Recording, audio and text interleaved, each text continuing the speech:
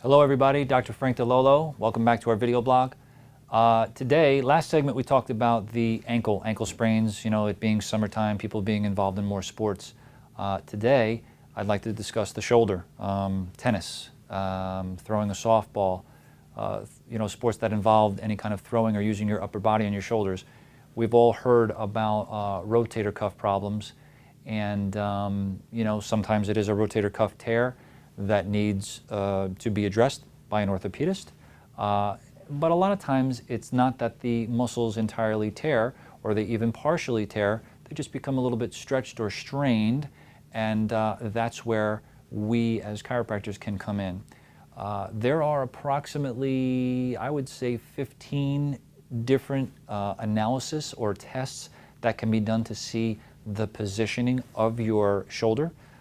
Your collarbone is involved with your shoulder blade is involved with your shoulder, and naturally, the humerus bone, this upper portion of your arm comes in and all joins in, and then you've got the rotator cuff muscles and a whole bunch of other muscles that are involved in the shoulder.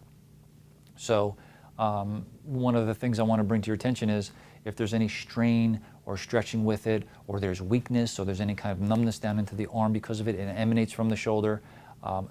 Many times, I want to say 9 times out of 10, but I would say a very high percentage of the time, if there's any injury here to the shoulder, the neck is usually involved. The neck, as a matter of fact, is exactly what supplies the shoulder and brings its life to it, if you will. It's electricity through the nerves, and it also controls the blood flow to it as well. So if you've got a shoulder injury, you're involved in sports, you overstretched it, you overstrained it, yes, an MRI and or just regular radiographs, regular just plain x-ray films will take a look at the bone and see if there's any bony problems. The MRI is a little bit more advanced and is a diagnostic test to see the soft tissues, rotator cuff, muscles, tendons, ligaments, things of that nature.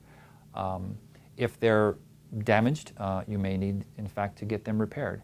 If they are not, or they're partially, or they're a very low gradient of being damaged, by all means, I think getting checked by a chiropractor is a very smart thing, and we've seen some pretty remarkable results with shoulder injuries here in the office.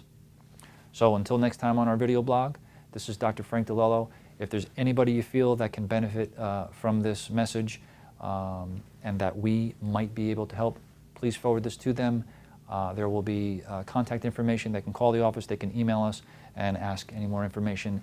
I'd be happy to get onto the phone with anyone and do a phone consult, and they can ask me a couple of questions to see what it would entail and see if they're a candidate for what we do and if we can help them.